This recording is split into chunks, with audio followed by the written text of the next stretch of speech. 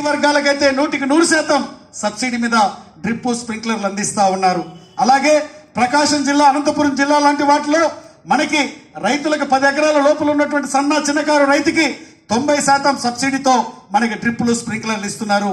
మిగతా జిల్లాల్లో 70% సబ్సిడీతో రైతన్నకు అందజేస్తుంది ఈ యొక్క ప్రభుత్వం అని. ఇదే విధంగా అన్ని రకాలుగా సబ్సిడీ మీద శనగ విత్తనాలు కానీ ఇతర విత్తనాలను అందించడం కానీ ఇవన్నీ చేస్తూ రైతుకు వ్యవసాయాన్ని పండుగగా చేసే దానిలో భాగంగా ఈ ప్రభుత్వం, మన ప్రభుత్వం ఈ ఎన్ని కార్యక్రమాలకి శ్రీకారం చుట్టింది. ముఖ్యమంత్రి గారు ఈ విధానాన్ని అవలంబిస్తున్నారని ఈ సందర్భంగా నేను తెలియజేస్తా ఉన్నాను.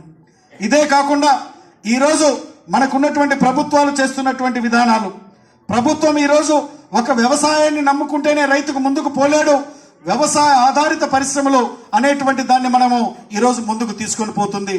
కోళ్ళ మనకి ఈ డైరీని కానీ లేకపోతే గనక కోళ్లకు సంబంధించినటువంటి పరిశ్రమలను కానీ వీటిని ప్రోత్సహించడం ద్వారా, విరివిగా వాటికి సబ్సిడీలు అందించి వాటిని పెట్టించడం ద్వారా రైతుకు హితోధికంగా మేలు చేసేటువంటి విధానానికి ఈరోజు మన రాష్ట్ర ప్రభుత్వం, ముఖ్యమంత్రి గారు పూనుకున్నారని విషయాన్ని తెలియజేస్తూ, దానిలో భాగంగానే పాడి రైతులకి ఈరోజు దానాన్ని మనకి దీని మీద అందించేటువంటి